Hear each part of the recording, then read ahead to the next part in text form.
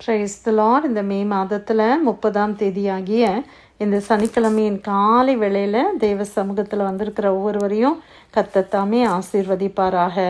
இந்த நாளிலும் நம்ம தியானிக்கிற தேவனுடைய வார்த்தை நம்முடைய பரிசுத்த வேதாகமத்தில் நாகூம் என்கிற தீர்க்கதரிசியின் புஸ்தகத்தில் 1ஆம் அதிகாரம் 3வது வசனம். த புக் ஆஃப் நாகூம் சாப்டர் 1 verse 3. கர்த்தர் நீடிய சாந்தமும் மிகுந்த வல்லமையும் உள்ளவர், அவர்களை ஆக்கினை இல்லாமல் தப்புவிக்க மாட்டார். கர்த்தருடைய வழி சுழல் காற்றிலும் பெருங்காற்றிலும் இருக்கிறது, மேகங்கள் அவருடைய பாத தூளா இருக்கிறது. அல்லேலூயா. கர்த்தர் கொடுத்த இந்த அருமையான வசனத்துக்காக இந்த காலை வேளையில நம்ம தேவனை ஸ்தோத்திரிக்கலாமா? கர்த்தர் எப்படிப்பட்டவர்? நீடிய சாந்தமுள்ள தேவன். நமக்கெல்லாம் சாந்தம் இருக்குது, நமக்கு பொறுமை இருக்குது. ஆனால் நம்ம பொறுமையெல்லாம் ஒரு லிமிட், அப்படி தானே? என் பொறுமையை சோதிக்காத அப்படின்னு நம்ம சொல்கிறோம். நம்மளுக்கு கோவம் வந்துடுது இல்லை? நம்ம எவ்வளோ பொறுமையாக அப்படியே பொறுமையாகவே இருக்கணும்னு தான் நினைக்கிறோம். ஆனால் நம்மளால் அவ்வளோ பொறுமையாக இருக்க முடியல. ஆண்டவர் எப்படிப்பட்டவரா? நீடிய சாந்தமுள்ள தேவன். அல்லேலூயா. ஆண்டவர் இங்கிலீஷில் எப்படி இருக்குன்னா ஸ்லோ டு ஆங்கராம், கோபத்துக்கு தாமதமாக இருக்கிற தேவனா. ஆமேன். நம்முடைய தேவன் ஆண்டவர் நம்ம மேலே கோவப்பட்டார்னா, சின்ன சின்ன தப்புக்கெல்லாம் கோவப்பட்டிருந்தா நம்ம எல்லாம் இன்னைக்கு ஒன்றும் இல்லாமல் போயிருப்போம் இல்லை? ஆனால் எவ்வளோ ஆண்டவர் நம்ம மேலே பொறுமையாக இருக்கிறாங்க, எவ்வளோ சாந்தமாக இருக்கிறாங்க. ஆண்டவருக்காக கர்த்தரை ஸ்தோத்திரிக்கலாமா? நீடிய சாந்தமும் மிகுந்த வல்லமையும் உள்ளவர், அவர் மிகுந்த வல்லமை உடைய தேவன். இன்னைக்கு மனிதர்களுக்கு ஒரு சின்ன பவர், ஏதோ ஒரு டைட்டில், ஏதோ பிரசிடெண்ட் இல்லை சீஃப் மினிஸ்டர் இல்லை பிரைம் மினிஸ்டர், ஏதோ ஒரு பவர் வந்துருச்சுன்னா அவங்கள பிடிக்க முடியல, அப்படி தானே? ஆனால் ஆண்டவர் பாருங்களேன், எல்லா ராஜாக்களுக்கும் ராஜா, எல்லா தேவர்களுக்கும் தேவன். அந்த தேவன் இந்த உலகத்தில் வரும்போது அந்த வல்லமையெல்லாம் துறந்து எவ்வளோ சாந்தமாக, எவ்வளோ ஒரு தாழ்மையாக அந்த ஜனங்களோட பழகினதை நம்ம பார்க்குறோம். அல்லேலூயா. ஆனால் அவர் எப்படிப்பட்டவர்?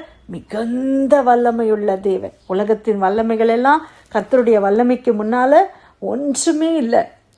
அவ்வளோ வல்லமையுள்ள ஒரு தேவன் அவர்.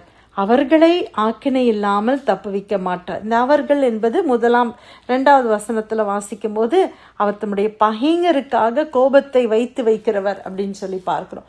பாண்டவரா பகைக்கிற ஜனங்கள், அவர்களை என்ன செய்ய மாட்டாராம்? ஆக்கினை இல்லாமல் ஆண்டவர் தப்புவிக்க மாட்டார். ஆனால் நம்ம மேலே எவ்வளோ சாந்தமாக இருக்கிறாங்க. அதற்காக கர்த்தருக்கு ஸ்தோத்திரம். இந்த பகுதியில் வாசிக்கிறோம், கர்த்தருடைய வழி சுழல் காற்றிலும் பெருங்காற்றிலும் இருக்கிறது.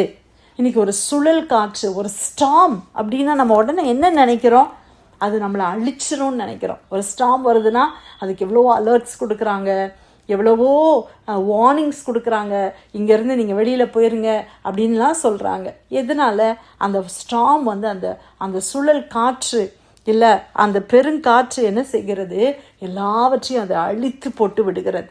அப்போ ஸ்டாம்னாலே நம்மளுடைய வாழ்க்கையில் கூட அநேக சுழல் காற்றுகள் அடிக்கிறது, பெருங்காற்று அடிக்கிறது. நம்மளுடைய காற்றில் இந்த படகு தப்புமா, என்னுடைய வாழ்க்கை தப்புமா, இந்த பிரச்சனையில் நான் மூழ்கி போகாமல் இருப்போமா அப்படிலாம் நம்ம நினைக்கிறோம்.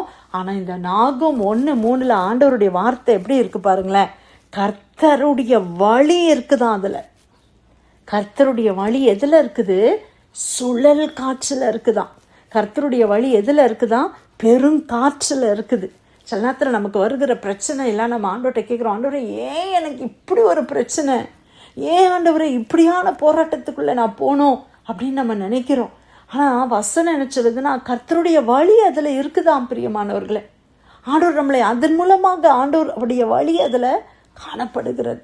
எவ்வளோ அருமையான தேவன், நம்மளால் யோசித்து பார்க்க முடியல. ஆனால் இன்றைக்கி நம்ம திரும்பி பார்த்தோன்னா நம்ம வாழ்க்கையில் அநேக புயல் காற்றுகள், அநேக கஷ்ட பாதைகள் வழியாக ஆண்டவர் நம்மளை சந்தித்து இருக்கிறார். எத்தனை பேர் நமக்கு இதை சொல்ல முடியும்? எனக்கு ரொம்ப ஜெபிக்க நான் ஆரம்பித்ததுக்கு காரணமே இந்த பிரச்சனை தான் அப்படின்னு அநேகர் நம்ம சொல்ல முடியும். நான் அதிகமாக ஆண்டவர்கிட்ட வந்ததுக்கு காரணமே இந்த ஒரு இழப்பு தான் அப்படின்னு சொல்ல முடியும். ஆமேன். அன்னைக்கு நமக்கு அது புரிஞ்சுக்கிடவே முடியல. அன்றைக்கி நம்ம அந்த போராட்டத்தில் போகும்போது ஏன் எனக்கு மட்டும் இவ்வளோ சோதனை, ஏன் எனக்கு மட்டும் இவ்வளோ பிரச்சனை அப்படி தான் நம்ம நினச்சோம். ஆனால் உண்மையாகவே பார்த்தீங்கன்னா கர்த்தருடைய வழி அதில் இருந்திருக்குது.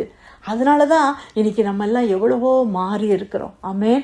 எவ்வளோ பெருமையாக இருந்த நம்மளெல்லாம், எத்தனையோ காரியங்களை குறித்து உலகத்தில் அப்படிலாம் இருந்த நம்மளை ஆண்டவர் அப்படியே மாற்றி இன்னைக்கு நம்மளை கொண்டு வந்திருக்கிறாருன்னா கர்த்தருடைய வழி அதில் இருந்திருக்குது அல்லவா?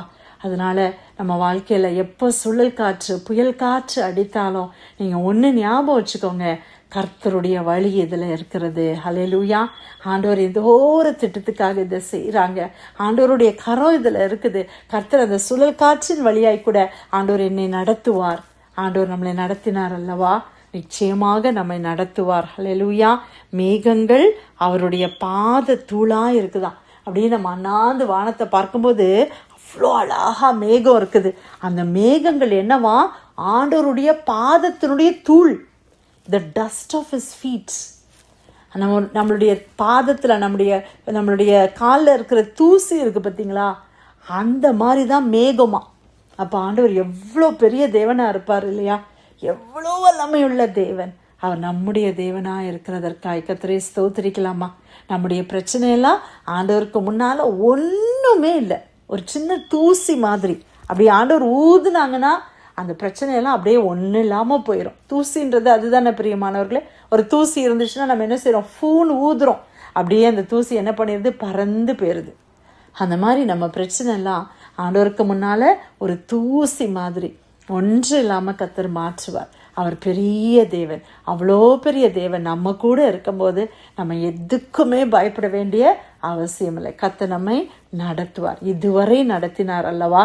அவர் நிச்சயமாய் நம்மை நடத்துவார். புயல் காற்றின் மத்தியிலையும் சுழல் காற்றின் மத்தியிலையும் நம்ம அழிந்து போகாமல் அதில் நிலைத்து நிற்க ஆண்டவருடைய வழி அதில் இருந்து கர்த்தர் நம்மை நடத்துவார். இன்னைக்கு கொடுத்த அருமையான இந்த வார்த்தைக்காய் கர்த்தரை நாம் ஸ்தோத்திரிக்கலாமா? நாகூம் 1ஆம் அதிகாரம் 3வது வசனம். கர்த்தர் நீடிய சாந்தமும் மிகுந்த வல்லமையும் உள்ளவர், அவர்களை ஆக்கினை இல்லாமல் தப்புவிக்க மாட்டார். கர்த்தருடைய வழி சுழல் காற்றிலும் பெருங்காற்றிலும் இருக்கிறது, மேகங்கள் அவருடைய பாத தூளா இருக்கிறது. கர்த்தர் கொடுத்த நல்ல வசனத்துக்காக ஆண்டவருக்கு நன்றி செலுத்தி பிரேயர் லைன்ல வந்திருக்கிற யாராவது நம்ம ஜெபிக்கலாமா?